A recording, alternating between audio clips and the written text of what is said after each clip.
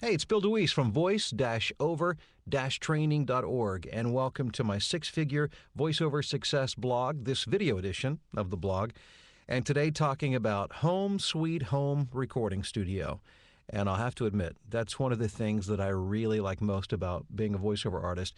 The fact that my commute is like 10 feet, from my bed into my studio. I don't have to contend with traffic, and I'm my own boss. I can mosey on down to the refrigerator anytime I want, which can actually be a bad thing, but I still enjoy it. So, it wasn't this way, 15, 20 years ago, or even 10 years ago. It was a lot more expensive than it is today. So it's really been kind of a two-edged sword. On one hand, the barrier to entry is really low. Just about anybody can get their own home recording studio, and it's fairly inexpensive, which is also, I guess, the bad part of it is it seems like everybody and their brother or sister is a voiceover recording artist, so the competition has increased. But all in all, I'm very thrilled that technology has allowed me to bring the studio into my own home. And today I thought I would take just a few minutes to give you a little tour of my Home Sweet Home Recording Studio and let you see some of the major components of a recording studio. As a matter of fact, I have not worked outside of this studio in the past two and a half years, with the exception of one time, which I recently recorded an audiobook for a studio in Chicago that, since it was my first time ever working with them, they wanted me to come into their studio to work. So I did.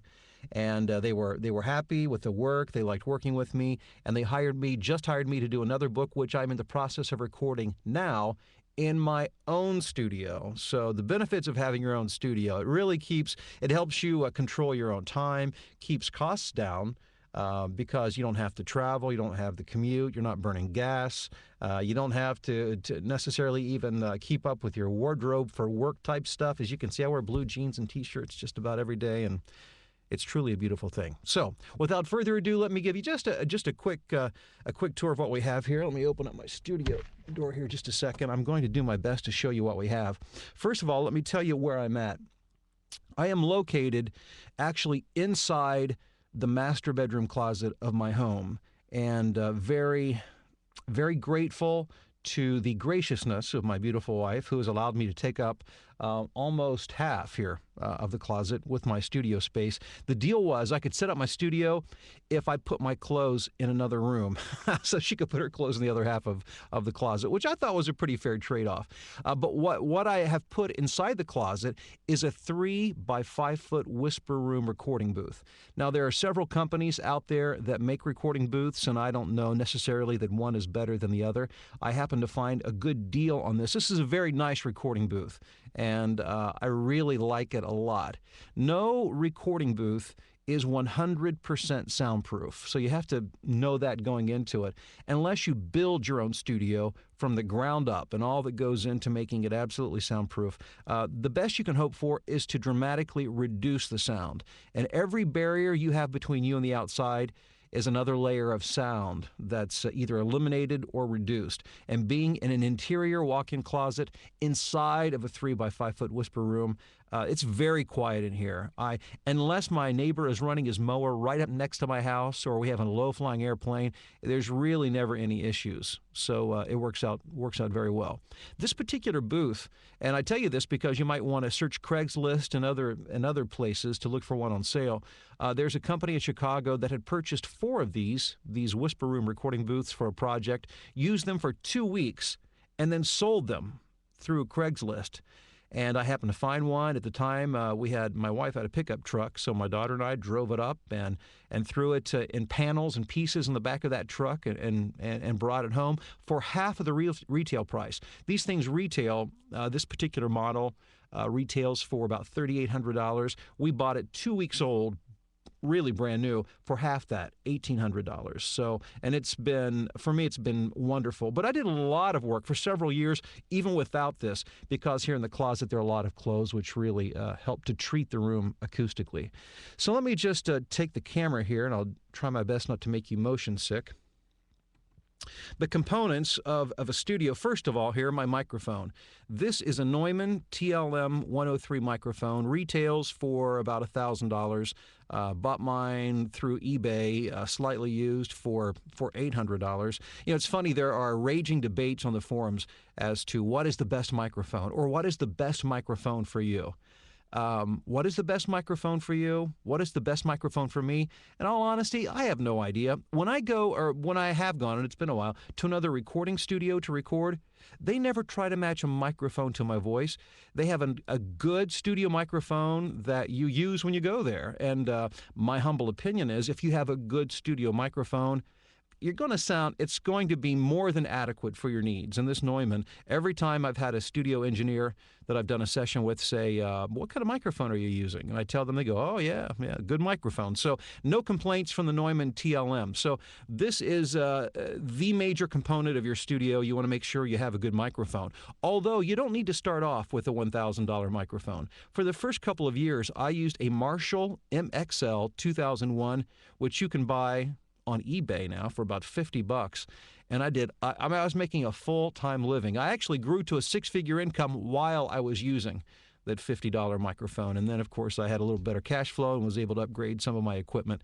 So I say that to let you know, you don't have to start off with a super high-end microphone, but you do want a good, solid studio microphone. So that's an important component. Computer, you need a good, solid computer. Now, I use a Dell Optiplex that is probably 3 or 4 years old, running Windows XP. And my opinion on the computer, and you can Mac or PC, whatever you prefer. I've always used PC, so I'm very comfortable in a Windows environment, and I record with Adobe Audition 3.0. And by the way, in terms of audio quality, one audio recording editing program is not going to necessarily be better than the other. It's more in the features that they have that really differentiate one from another.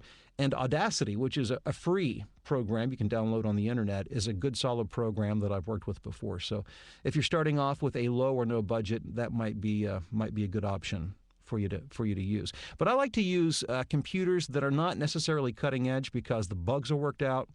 And if I have questions or issues, it's easy to Google and find people who have already gone there before and dealt with those issues. So I like to use a computer that's a few years behind the curve, so I'm not dealing with a lot of technology bugs and issues. And my setup is very solid, and I rarely ever have problems, so I really like it a lot. Also, you will need a good sound interface or sound card, which in essence takes your analog signal through your microphone and converts it into a digital signal for your computer. A good external or internal sound card, and I own and have worked with several different brands, such as I've had a couple of M-Audio. They're one of the more popular sound card brands. Lexicon is another one. So, and again, I'm not necessarily endorsing one over the other, but you want to get a good solid external sound card. Let me turn the camera around here. Here's just a quick look. I've got a small mixer. I've got my mascot here in the studio, which I actually need to give a name, and I haven't done that. Studio monitors, which actually I rarely ever use. I almost always just use my headphones. Always a good hot cup of coffee in the studio. Bottle of Chloraseptic. And I'm a big gum chewer. In between takes or between scripts, I chew gum, which clears out the mouth. And my reading glasses, just in case I need it. And I don't know if you're going to be able to see this or not. I'm going to try to give you a brief look down here. By my feet, underneath my work area here, is a unit called an Aphex 230 voice processing channel. It's a rack-mountable unit that I have just sitting here underneath my desk, my work area. And it is, here, let me bring the camera back up here. It's the Swiss Army knife of voiceover equipment, because it does several key functions. And here, like I said, I hope I'm not making you motion sick. Oh, there we go. It has a built-in tube preamp, which really helps make the sound through the microphone. It powers the microphone and gives it a nice, real warm sound, which I like a lot. It also has a compression built into it, and I like to use a little bit of compression, when I'm recording for clients that really want an end product. They want it to sound more finished. So I'll do that. Also, it has a built-in noise gate and also an aural exciter, which is kind of like an EQ. It helps to shape the sound in terms of tone, highs and lows and mid-range. So those are some of the major components. And, when I first started, I had no more than a few $100s into my whole setup.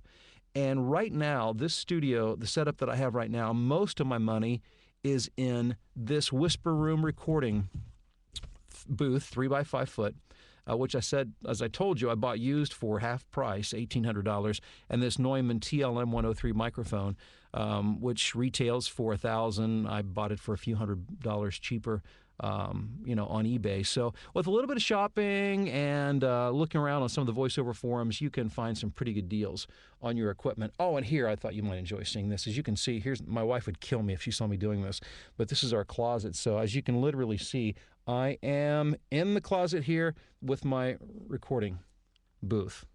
But it works great, and it's good to be working in my home sweet home recording studio. So you can get set up inexpensively, and with the right equipment, you can sound really good and get your voiceover career off to a quick start and a great start. And I do wish you all the success in the world in your voiceover journey, and I can't wait to talk to you next time.